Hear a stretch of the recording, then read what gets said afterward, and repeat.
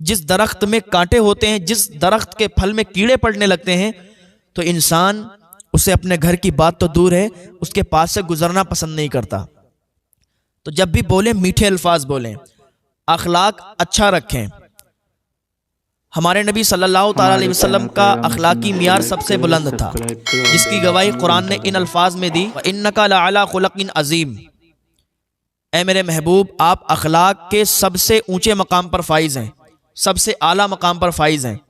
تو اخلاق اگر اچھا ہوگا تو دنیا آپ کی تعریف کرے گی، اور اگر صاحب اخلاق اچھا نہیں ہے تو کوئی آپ کو اپنے پاس بٹھانا پسند نہیں کرے گا، آپ سے بولنا پسند نہیں کرے گا۔ ایک انسان تھا، اس کا اخلاق بہت اچھا تھا، کاروبار کرتا تھا، اس کی ایک بیوی تھی، اور وہ جب گھر سے باہر جاتا تھا تو 3-4 مہینے کے لیے وہ اپنے کاروبار پر نکلا کرتا تھا۔ اس کا جو کاروبار تھا تو وہ باہر سے تھا، وہ دوسری جگہ جا کر 3-4 مہینے رکتا تھا تو پورا اس کا کام سیٹل ہو جاتا تھا، پھر واپس آیا کرتا تھا۔ تو ایک دن اس نے سوچا، یار میں جب 3-4 مہینے کے لیے باہر جاتا ہوں تو کیوں نہ ہم ایک دوسری شادی کر لیں اور اپنی بیوی کو نہ بتائیں۔ دوسری شادی کر کے جب ہم 4 مہینے کے لیے وہاں جاتے ہیں تو وہاں 4 مہینے کے لیے رکیں گے اور پھر واپس آئیں گے، لیکن جس کا جتنا حق ہے اتنا ہی دیں گے۔ پہلی بیوی کا جتنا حق ہے اس کو اتنا دیں گے، اور دوسری بیوی کا جتنا حق ہوگا اس کو بھی اتنا ہی دیں گے، کسی کو بھی ناراض نہیں کریں گے، لیکن پہلی بیوی کو بتائیں گے نہیں۔ اب کیا ہوا کہ وہ جب باہر گیا جہاں اس کا کام چلتا تھا، 4 مہینے کے لیے رکتا تھا، تو اس نے وہاں پر ایک عورت سے شادی کر لی، ایک عورت سے شادی کی، اب وہیں پر رہنے لگا وہ۔ اب 4 مہینے کے بعد ادھر آتا تھا تو اس بیوی کے ہاں رہتا تھا۔ تو جب شادی کر کے واپس آئے تو بیوی سمجھ گئی کہ آج جو ہے معاملہ گڑبڑ لگ رہا ہے، آج یہ بہکے بہکے لگ رہے ہیں، عجیب سی ان کی حالت ہے، عجیب سی کیفیت ہے۔ وہ کچھ سمجھ تو گئی تھی، لیکن اس نے کہا چلو پورا ہمیں یقین ہو جائے تو زیادہ بہتر ہے کہ معاملہ کیا ہے۔ اس نے ایک بوڑھی خاتون کو بلایا، اس عورت نے، اس کی بیوی نے بوڑھی خاتون کو بلایا اور کہا، اماں ایسی بات ہے، آج میرے میاں کے مزاج بدلے ہوئے لگ رہے تھے، میرے میاں کا طریقہ تھوڑا الگ لگ رہا تھا، تو ہم کیوں نہ پورا یقین کر لیں، پورے یقین کے ساتھ ہم سمجھ لیں کہ بات کیا ہے، معاملہ کیا ہے۔ اماں آپ ایسا کرو، جہاں پر یہ کام اپنا چلاتے ہیں، جہاں پر جاتے ہیں، وہاں پر ذرا دیکھو تو جا کے یہ کہاں پر جاتے ہیں، کہاں ٹھہرتے ہیں، کہاں رکتے ہیں، کیا معاملہ ہے۔ بوڑھی خاتون نے کہا ٹھیک ہے بیٹی، میں جاتی ہوں اور پتہ لگا کے پھر آتی ہوں۔ وہ بوڑھی خاتون اسی جگہ پہنچ گئی جہاں وہ انسان جس نے شادی کی تھی، شادی کر کے وہاں رہتا تھا۔ وہ بوڑھی نے 1-2 دن کے اندر سارا معاملہ پتہ کر لیا اور واپس اسی عورت کے پاس آئی اور کہنے لگی، ایسا ہے کہ یہ انسان جو آپ کا شوہر ہے، جو آپ کا دولہا ہے، یہ وہاں جاتا ہے، اس نے ایک خاتون سے شادی کر لی ہے، وہ بھی بے سہارا تھی، اسے بھی کوئی سہارا نہیں تھا، اس نے بھی شادی کر لی کہ چلو سہارا تو ملے گا۔ یہ وہیں جاتا ہے، وہیں رکتا ہے، اپنا کام نپٹاتا ہے، اور 4 مہینے یہ اسی عورت کے پاس رکتا ہے اپنی دوسری والی بیوی کے ساتھ۔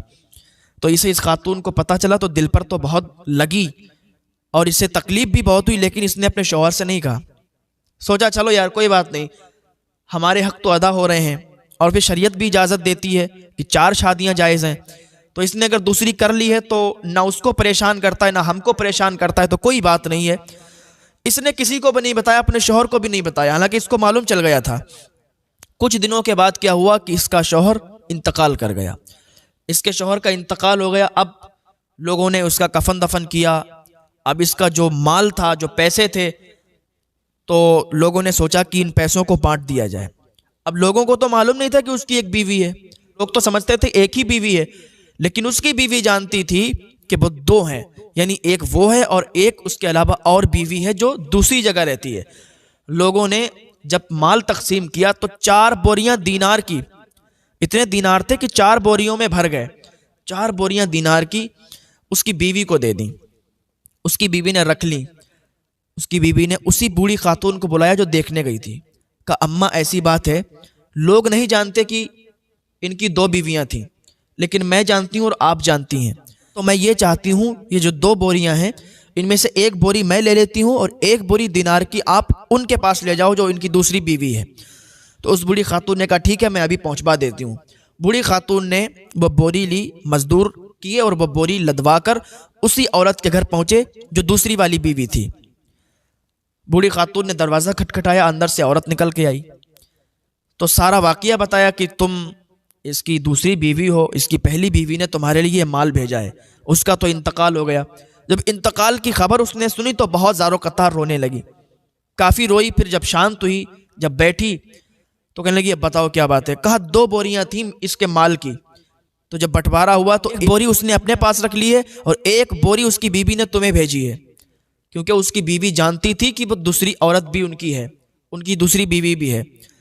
تو یہ وہ سن کر بہت تعجب میں پڑ گئی اور اسے بہت خوشی ہوئی کہ بتائیے وہ جاننے کے باوجود بھی انہوں نے میرے لیے حصہ بھیجا ہے، میرے لیے یہ دینار کی بوری بھیجی ہے. کہا سنو میں بھی آپ کو ایک بات بتاتی ہوں.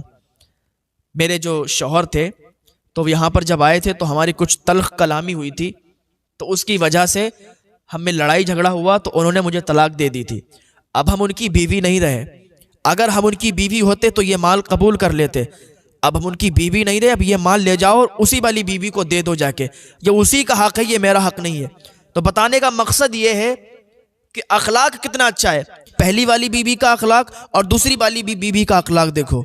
آج تو انسان پیسوں کے لیے جان لے لیتا ہے، قتل و غارت پر اتر آتا ہے، لیکن یہ اخلاق دیکھو، اخلاق کہ اس نے بھی بتا دیا کہ مجھے طلاق مل گئی ہے، میری طلاق ہو گئی ہے. چاہتی تو وہ سارا کا سارا مال رکھ لیتی، لیکن اس کو یہ گوارا نہیں تھا. اخلاق اچھا تھا.